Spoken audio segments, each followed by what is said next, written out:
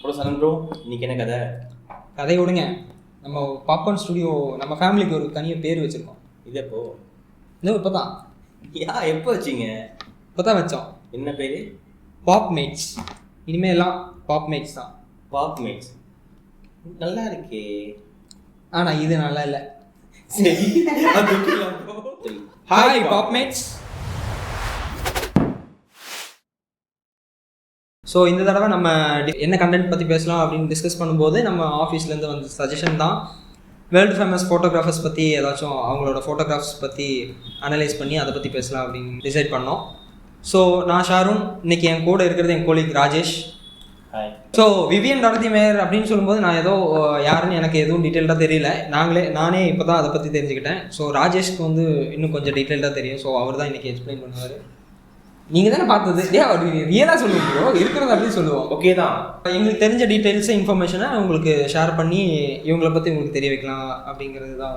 So இவங்க யார் அப்படின்னு கேட்டிங்கன்னா அவங்க ஒரு street photographer, American street photographer. So எங்களுக்கே இது ஒரு புது எக்ஸ்பெரிமெண்ட் மாதிரி தான் இந்த மாதிரி ஒருத்தரை பற்றி எக்ஸ்பிளைன் பண்ணுறதெல்லாம். ஜஸ்ட் இவங்க வந்து ஒரு கேட்டகரி, ஓகே கேட்டகரி அப்போ தான் அவங்க ஃபோட்டோகிராஃபி ஃபாலோ பண்ணியிருக்காங்க. இவங்க அப்பவே பார்த்தீங்கன்னா ஸ்ட்ரீட் ஃபோட்டோகிராஃபி ரொம்ப இன்ட்ரெஸ்டாக இருப்பாங்க. மோஸ்ட்லி இவங்களோட ஃபோட்டோஸ் பார்த்தீங்கன்னா பிளாக் அண்ட் ஒயிட்ல அதிகமாக இருக்கும். ஆனால் இவங்க 2009 வரை இருந்திருக்காங்கல்ல, அப்பவும் இவங்க பிளாக் அண்ட் ஒயிட் தான் யூஸ் பண்ணியிருக்காங்க. அப்போ பிளாக் அண்ட் ஒயிட் யூஸ் பண்ணியிருக்காங்க. இவங்க எடுத்த ஃபோட்டோஸ்லாம் பப்ளிஷ் பண்ணவே இல்லை இவங்க வெளியில. இவங்க எடுத்த ஃபோட்டோஸ் என்ன ஆச்சுன்னா டோட்டலாக இவங்க எடுத்த ஃபோட்டோஸ்லாம் இவங்க கலெக்ஷன்ஸ் மட்டும் பார்த்துட்டீங்கன்னா 17,500 நெகட்டிவ் ஃபோட்டோஸ் மட்டும் அவங்க எடுத்திருக்காங்க இது வரைக்கும். அண்ட் 30 ஹோம் மூவிஸ் பண்ணியிருக்காங்க. வீட்டை பற்றி மட்டுமே அவங்க ஒரு வீடு ஃப்ரான்ஸில் அண்ட் அமெரிக்காவில் இருக்க வீட்டில் நடக்கிற விஷயங்களை மட்டும் எடுத்து அதை வந்து அவங்க டாக்குமெண்ட்டே பண்ண விஷயம் 3 மூவிஸ் இருக்குது, 30 மூவிஸ் இருக்குது. சாரி, இவங்களோட டோட்டல் நெகட்டிவ் ஃபோட்டோஸ் மட்டும் டெவலப் பண்ணாத ஃபோட்டோஸ் எவ்வளோ பார்த்தீங்கன்னா 1 lakh to 1,50,000 ஃபோட்டோஸ் வந்துட்டு இவங்க நெகட்டிவ் ஃபோட்டோஸ் மட்டும் இருக்குது. இவங்க அந்த பெட்டி ஒவ்வொரு பெட்டியில் தான் வந்துட்டு ஸ்டோரேஜ் ஃபில் பண்ணி வச்சுருக்காங்க. அந்த ஸ்டோரேஜஸ்லாம் வந்துட்டு அவங்க இருந்த வீட்டில் கேட்டகரி ஒர்க் பண்ணாங்களா அவங்க வீட்டில் வச்சுருக்காங்க. ஸோ இவங்க இறந்ததுக்கப்புறம் அந்த ஸ்டோரேஜில் இவங்க என்ன கவர்மெண்ட்டை கொடுத்துட்டாங்க. 1952 இவங்க வந்து ஃபர்ஸ்ட் கேமரா பர்ச்சேஸ் பண்ணியிருக்காங்க. ரோலிஃப்ளெக்ஸ் கேமராங்கிறது இவங்க பர்ச்சேஸ் பண்ணியிருக்காங்க.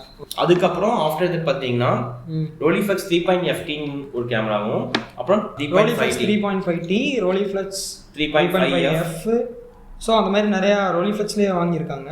இவங்க ஃபோட்டோஸை எது தனித்துவப்படுத்தியிருக்குன்னா இவங்களோட மற்ற ஃபோட்டோகிராஃபர்ஸை விட ஜாஸ்தி டீட்டெயில்ஸ் இவங்க ஃபோட்டோகிராஃப்ஸில் இருக்குது. ஏன்னா 35mm கேமரா அந்த டைமில் இவங்க யூஸ் பண்ணியிருக்காங்க. ஸோ வால் ஸ்ட்ரீட் ஜேர்னல்லே இது வந்திருக்கு. வில்லியம் மேயர்ஸ் அப்படிங்கிறவங்க இதை பற்றி சொல்லியிருக்காங்க.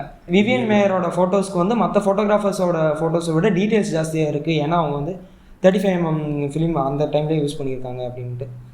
இப்போ மோஸ்ட் ஆஃப் த மூவிலையும் அப்படி தான் 35mm. இவங்களை பற்றின நிறைய டாக்குமெண்ட்ரிஸ் இருக்குது. ஸோ அதோட லிங்க் நாங்கள் டிஸ்கிரிப்ஷனில் கொடுக்குறோம், செக் பண்ணி பாருங்கள். அந்த டாக்குமெண்ட்ரி பார்த்தா உங்களுக்கு இன்னும் கொஞ்சம் டீட்டெயில்ஸ் தெரியும். இல்லை இவங்க ஏன் இவ்வளோ ஃபேமஸ் அப்படின்னா இவங்க இருக்க செல்ஃபிஸ்லாம் அப்படின்னா கிரியேட்டிவாக இருக்கும். மற்ற செல்ஃபிஸ் மாதிரி இல்லாமல் அப்போ வந்து அந்த டைம்ல செல்ஃபி எடுத்துட்டு இருக்காங்க. கேம்ல அவங்க செல்ஃபி எடுத்திருக்காங்க. அந்த கேம்ல அந்த செல்ஃபிஸ் எல்லாமே டிஃப்ரெண்ட்டாக இருக்கும், கிரியேட்டிவாக இருக்கும் செல்ஃபிஸ். அந்த அளவுக்கு பேஷனாக இருந்திருக்காங்க. ஃபோட்டோகிராஃபி அவங்களுக்கு பிடிச்சி பண்ணிருக்காங்க. ஒரு இப்போல்லாம் ஒரு பிஸ்னஸாக அந்த மாதிரி பார்க்குற டைமில் அவங்க அந்த இதை வந்துட்டு மற்றவங்களுக்கும் பப்ளிஷ் பண்ணாமல் அவங்க இறந்ததுக்கு அப்புறம் தான் இந்த எல்லா ஃபோட்டோஸும் பப்ளிஷ் ஆகிருக்கு, வெளியில் வந்துருக்கு. விவியன் மேன்னு ஒரு வெப்சைட் கூட இருக்குது, நீங்கள் அதில் போனால் கூட சர்ச் பண்ணி கண்டுபிடிச்சிக்கலாம் என்ன எப்படின்ட்டு என்ன. ஓகே, அதோட லிங்க்கும் டிஸ்கிரிப்ஷனில் போடலாம். இது எதுவும் நாங்கள் ப்ரிப்பேர் பண்ணி சொல்லலை, ஒரு ஃபர்ஸ்ட் இம்ப்ரெஷனாக நம்ம என்ன தெரிஞ்சுக்க முடியுங்கிறத மட்டும்தான் உங்களுக்கு ஷேர் பண்ணிடுவோம். பற்றி நாங்களும் இப்போ தான் நிறைய முன்னாடி ஒரு 2 நான் பார்த்தேன், அவ்வளோதான். ஸோ இது எங்களுக்கு ஒரு எக்ஸ்பெரிமெண்ட் மாதிரி தான்.